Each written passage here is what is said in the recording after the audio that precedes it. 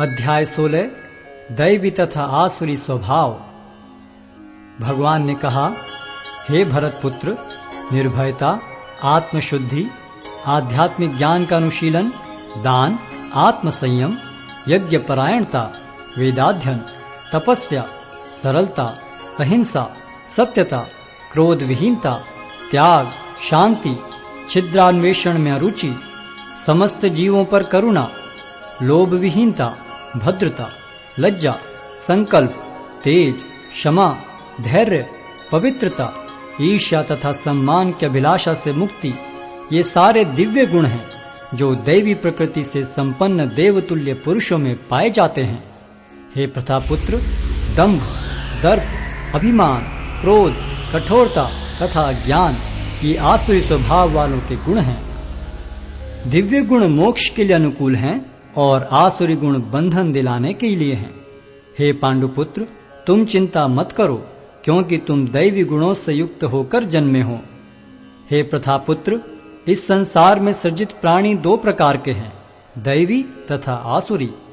मैं पहले ही विस्तार से तुम्हें दैवी गुण बतला चुका हूं।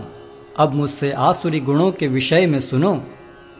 जो आसुरी हैं वे यह नहीं जानते कि क्या करना चाहिए और क्या नहीं करना चाहिए। उनमें न तो पवित्रता, न उचित आचरण और न ही सत्य पाया जाता है। वे कहते हैं कि यह जगत मिथ्या है, इसका कोई आधार नहीं है और इसका नियमन किसी ईश्वर द्वारा नहीं होता। उनका कहना है कि यह कामेच्छा से उत्पन्न होता है और काम के अतिरिक्त कोई अन्य कारण नहीं है। ऐसे निष्कर्षों का अनुगमन करते हुए आसुरी लोग, जिन्होंने आत्मज्ञान खो दिया है और जो बुद्धिहीन हैं, ऐसे अनुपयोगी एवं भयावह कार्यों में प्रवृत्त होते हैं जो संसार का विनाश करने के लिए होता है।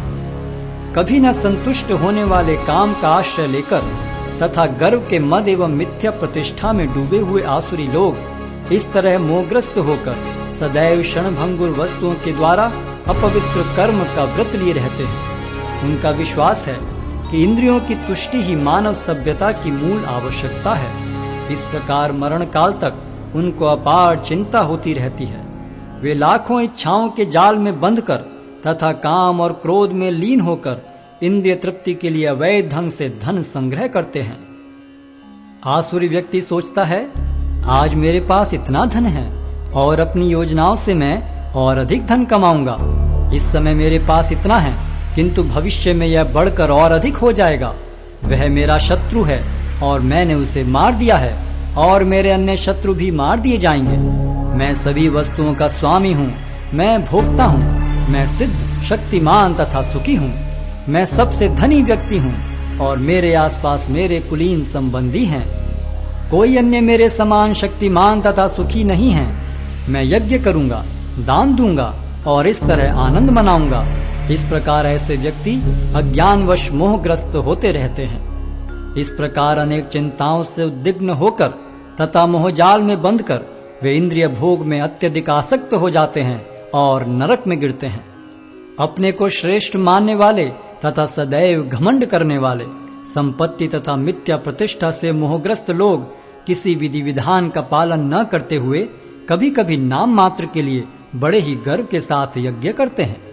मिथ्या अहंकार, बल, दर्प, काम तथा क्रोध से मोहित होकर आसुरी व्यक्ति अपने शरीर में तथा अन्यों के शरीर में स्थित भगवान से ईर्ष्या और वास्तविक धर्म की निंदा करने लगते हैं। जो लोग ईर्ष्यालु तथा क्रूर हैं और नराधम हैं, उन्हें मैं निरंतर विभिन्न आसुरी योनियों में भव सागर में डालता रहता हूँ।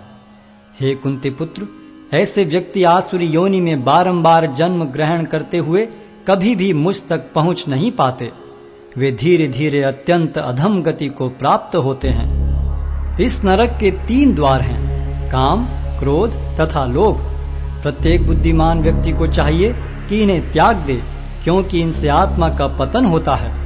हे कुंती पुत्र, जो व्यक्ति इन तीनों नरक द्वारों से बच पाता है, वह आत्म साक्षात्कार के लिए कल्याणकारी कार्य करता है और इस प्रकार क्रमशः परम गति को प्राप्त होता है। जो शास्त्रों के आदेशों की अवहेलना करता है और मनमाने ढंग से कार्य करता है, उसे न तो सिद्धि, न सुख, न ही परम गति की प्राप्ति हो पाती है। अतएव मनुष्य को यह जानना चाहिए कि शास्त्रों के विधान के अनुसार क्या कर्तव्य है और क्या अकर्तव्य है। उसे ऐसे विधि विधानों को जानकर कर्म करना चाहिए जिससे वह क्रमशः ऊपर उठ सके।